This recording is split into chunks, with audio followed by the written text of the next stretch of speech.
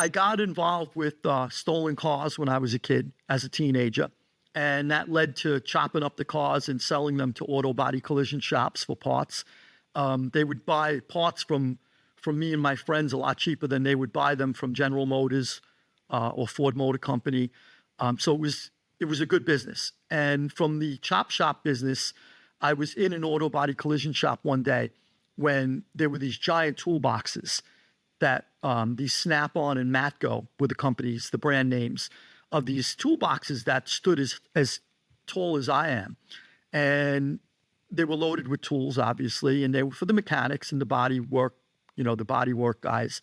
And I said, wow, look at the size of this. And a friend of mine goes, they go for about $5 or $6 grand a piece. And the truck comes, every now and then, and the truck's probably got like $100,000 worth of tools on it. And I said, you want one?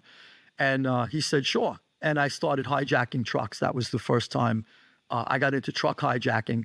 And I realized that of all the cars that I was stealing and piecing them out, parting them out, bringing them to the collision shops, I could hijack a truck and within 10 minutes make as much as I was making in a matter of months.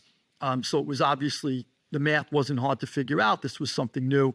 And I was young and stupid, young and ignorant. I wasn't concerned with the consequences or the people I may have been victimizing, which was sad. But when we're young, we don't think, I think, as much as we are when we're older, as much as we do. So I saw a way. I didn't consider the risks involved or the people I was hurting, and I saw a way to make more money, so I went with it.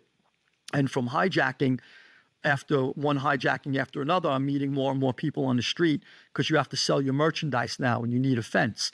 And then you meet guys in the mob and you meet guys who are sort of associates of the mob, then real mobsters.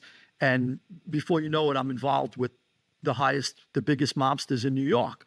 And the reason being is because they are the underworld government. And as an underworld government, they've even been called, I think, by Senator Estes Kefauver as a government within a government.